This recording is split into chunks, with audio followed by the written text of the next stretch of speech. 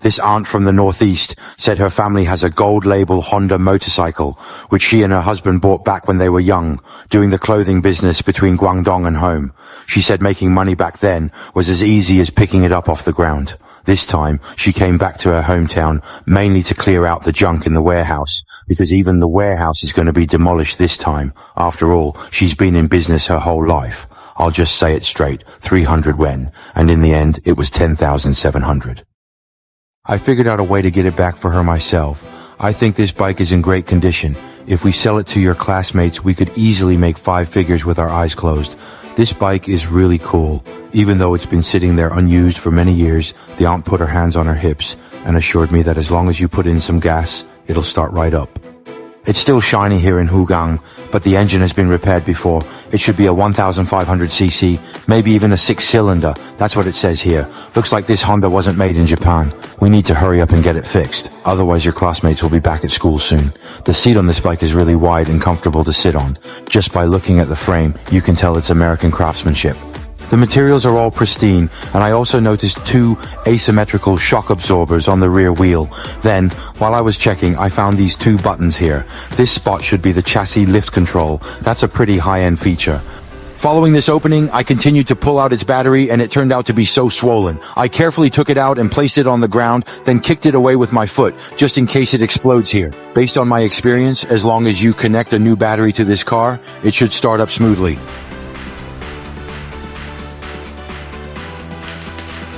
As soon as I connected the power, it started smoking and sparking. Take a look. Hey, the place where the smoke was coming from is right here. I just followed the trail of smoke forward for him. It was probably this wire that got worn and exposed, which caused the big short circuit and led to the smoke. This main power wire has really been patched together countless times. I have no idea how they managed to make it work until now. I cut off the section of wire that posed a safety risk and replaced it with a new 8 square millimeter wire. Then I also took care of all the other spots that had potential safety hazards. I think this time, there's a high chance there won't be any more problems. This time it was actually pretty well behaved. After powering it up, there was no more smoke between us. I turned the key, the dashboard lights came on, and the horn worked too. I grinned at you with my big front teeth full of magnetic energy, but it seems like I got ahead of myself. The starter didn't respond at all, just made a clicking sound and wouldn't turn. But that's okay. I have a special trick to fix it. You absolutely have to keep this trick of ours a secret from me. Don't let anyone else find out. Even at this moment, I still believe we got a real bargain with this locomotive. Why isn't there a wooden window?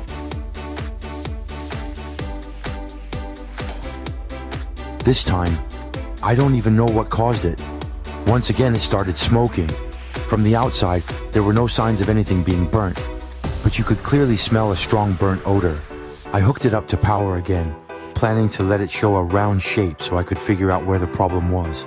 But this stubborn thing just wouldn't cooperate. When I turned the key, not even the dashboard lights came on. What's the point of messing around?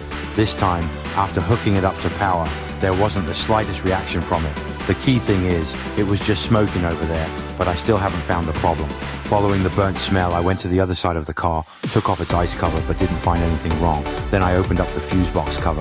Everything inside looked fine, but I trust my nose, and I just feel like the problem has to be right here. It turned out that the relay had blown, which caused it to smoke. As for the reason why, I have no clue. I replaced it with another relay of the same model, turned the key, the lights came on, pressed the start button, and it started right up. I'm a really cautious person, so only after I was sure the circuit was fine did I dare to go all out and give it full throttle again. Now that the electrical system is no longer an issue, we can move on to working on the fuel system. This car is a product of the 1980s or 1990s. Just from the piece of plastic panel I have here, it's both brittle and hard. The fuel tank is long and narrow, and when you tap it, it sounds solid. I continued by removing its fuel cap, and from here, I pulled out this stuck part. Hey, damn it, no idea how it got in there, or how long it's been stuck here. Anyway, now there's just this pile of fur left, but it gives me a really bad feeling. I went on to remove the fuel pump to check the fuel line, and also to take a look at the inside of the fuel tank. The surface of the fuel pump looks really filthy, but the inside of the fuel tank is actually pretty clean, with just a few spots of rust. That's something to be thankful for. You know, it's thanks to the material of the fuel tank. After all, the price of this car back then was equivalent to the price of an apartment in Beijing at that time, but the fuel pump in this apartment isn't working properly anymore.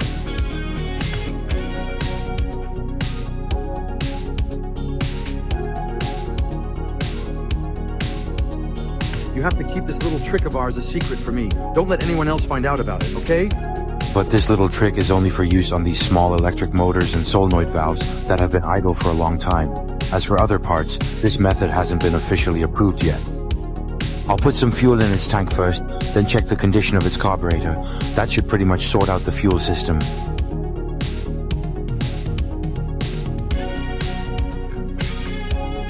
Here is its carburetor.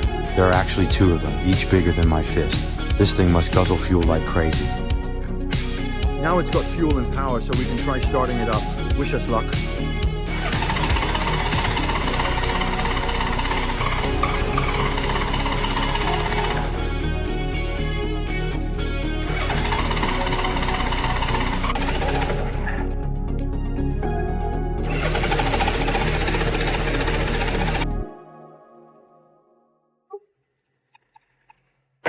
Something's not right. There's a problem. It won't go.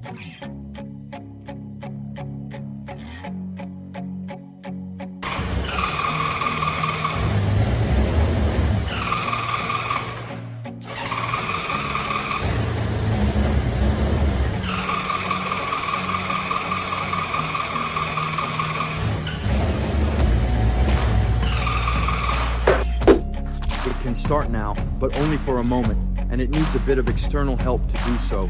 I think the problem is still with the fuel system. The fuel in here goes through the fuel pump into the filter, and you can already see the fuel here. Then it goes through this pipe into the carburetor. I think the problem is most likely stuck somewhere in this pipe. Ah, just as I thought. This pipe isn't letting air through. I went ahead and pulled it off to see what's going on inside.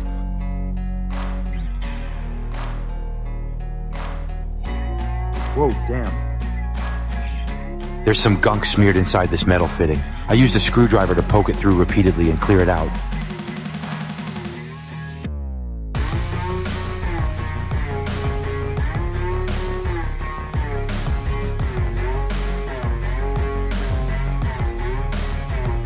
Then I swapped out the original small green filter for this bigger one, hoping it'll increase the flow a bit. I have a feeling it'll start right up this time. Wish me luck.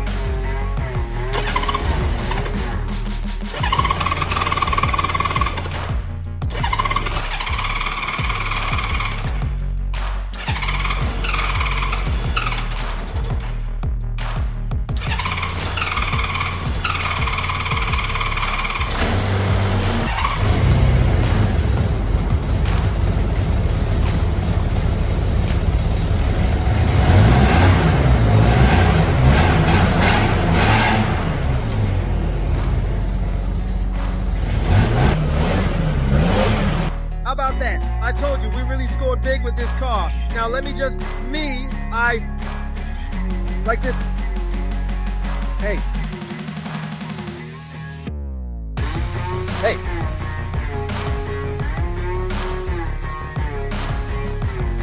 This time, even such a thick wire got completely carbonized. And if you look at that swollen big battery from before, plus the blown relay, I suspect that the car's rectifier is broken, which is causing an unusually high charging current and leading to all these problems. The relay blew for the same reason. I can't get an original regulator for now, so I'll have to use a regulator from a domestic tricycle as a replacement. Let's hope it works well, shall we?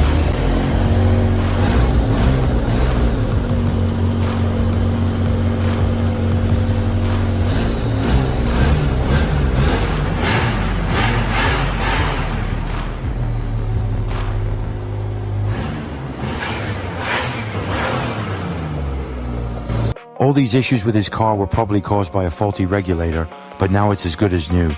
Let's get it assembled and take it out for a test drive right away.